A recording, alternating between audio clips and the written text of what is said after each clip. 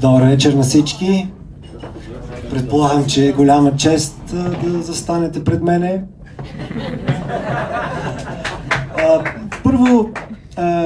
Първо искам, ако може така да се един вид застраховам, ако днес качеството малко не е на топ ниво, защото за първи път хващам микрофона пред хора, без да мога в същото време да пуша.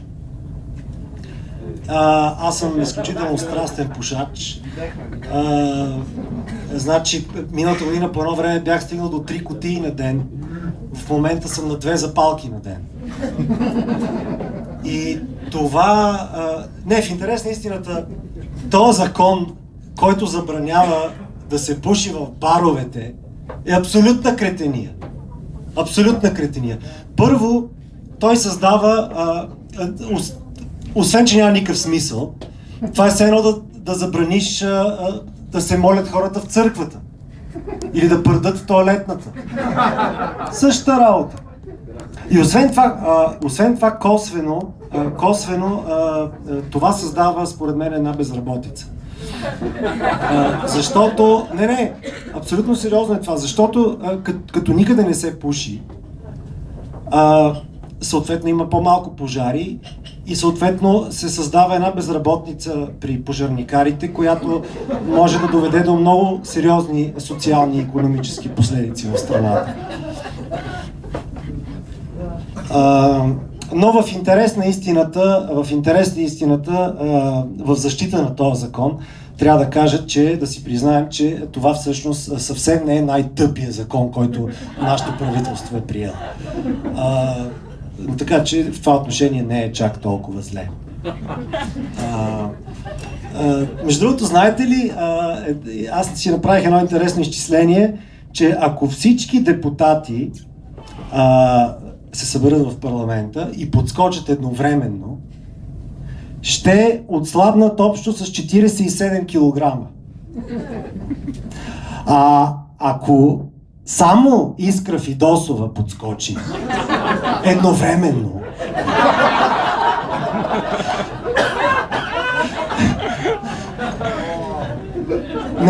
Не, нищо нямам против жената, всъщност много ми се... Имам само една забележка към нея. Често казвам, според мен не се облича много подходящо. Според мен непрекъснато облича някакви рокли, които я правят да изглежда ужасно дебело. Не мислите?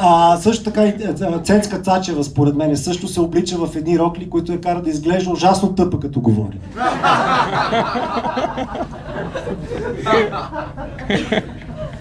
И аз така следя политиката доколкото мога, но съм интересни сега напоследък, са много актуални тия спорове за атомната централа и за ядрената централа, и за двете централи. Но, знаете ли, не знам дали вие сте се заслушвали, на мене са ми много интересни и тези спорове, и други спорове, но са ми много интересни споровете вътре в БСП. Не знам дали сте обръщали внимание, значи между двете крила в БСП, нали, едното, което е основното начало с Станишев и другото с този начало, как се казва другото? Първанов. Не. Бойко Борисов. Да. Той неведнъж е заявил своята твърда позиция по въпроса с АЕЦ Белене, нали, че и ние всички знаем, че тя е, че АЕЦ Белене ще се строи, няма да се строи, ще се строи, няма да се строи. Той нееднократно е заявил и всички знаем. Но вижте сега да успокоя и примерно поддръжниците, които искат да се построи АЕЦ Белене, вижте, дори да не мине на референдума, дори да не се построи, аз мисля, че ако не това, то най-късно следващото правителство ще намери някакъв друг начин тези 10-12 милиарда долара да ни ги оскубе от кожата. Няма от какво да се притесняваме. И вижте, аз гледам по телевизията интервюта на премиера И трябва да ви кажа, че доста приятно впечатление ми правят така искрените му усилия да формира мисли в главата си. Сега, много критици казват, да, ама не е успял. Вижте сега, всеки може да критикува. Обаче, погледнете, нека да бъдем честни, погледнете реалната политическа обстановка в страната. Целият от всички избори, които бихме могли да направим, смятам, че все пак сме направили правилния избор за министър-председател. За човека, който да ни ръководи при края на света, който е след 2 месеца. Смятам, че той добре ни е подготвил, ще ни доподготви колкото трябва. И не ме разбирате погрешно. Не ме разбирате погрешно. Не искам да кажа, че комунистите по-зле щяха да ни подготвят. Не, и те имат потенциал, доказали са го. Но вижте, с комунистите края на света щеше е къде е по-скучен. Аз съм сигурен, той ще ни развеселява до последно, ще е по телевизията. Аз съм сигурен, че накрая ще му дадат да пререже лентата на края на света.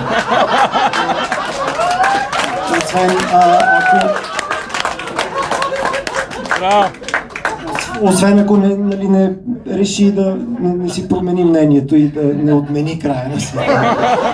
Но според мен това е малко вероятно, защото сега той не е известен като човек, който да си променя мнението.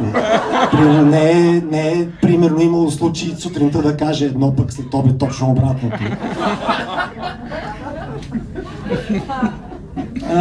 Така че, и освен това, дайте да си признаем, че поне това е безспорна заслуга на това правителство, че в условията на тази световна икономическа и финансова криза България все пак запазва някаква финансова стабилност. Аз наблюдавам хората, които роват по кофите и по клошарите и това.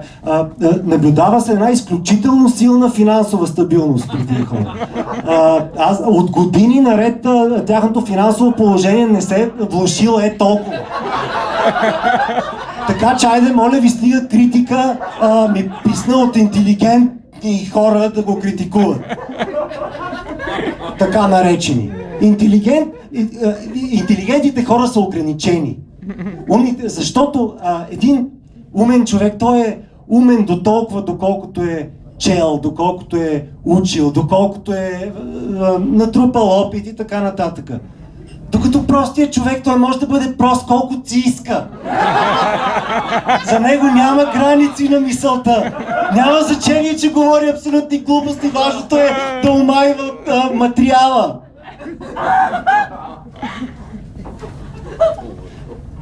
Мисля да приключа с политиката.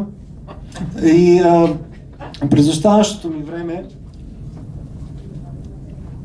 понеже и преди мене тук са използвали този микрофон като сайт за запознанства, и понеже аз съм на пазара и мисля така да си направя една кратка като профил, нали, просто да знаете каква стока предлагам. Вече за политическите си възгледи казах, значи подкрепям ГЕРБ и Бойко Борисов. Друго какво да кажа сега, значи за себе си лично. Сега, аз обичам секса. Не знам тук има ли други такива. Обичам го и аз съм един от малкото останали романтици и нещо започна да ме тревожи напоследък. Искам да попитам останалите дами, тук, защото доста вече се изнесоха. Искам да попитам, какво се случва с гушкането след секс? Защото аз изпомням времето, когато жените се оплаквахте, че нали, мъжете след секс веднага се обръщаме и заспиваме, че не ви гушкаме, че не ви обръщаме достатъчно внимание. Ами се струва, че в момента е точно обратното. Преди няколко дни ми се случва, нали, правиме секс с една красива млада дама и страхотен секс, страхотна работа. Тя беше проститутка. И свършвам аз и край, тя е край, довиждане. Викам, чакай мацел, аз се погъшкаме малко. Не! Става и излиза. Излиза от вратата на колата и чао!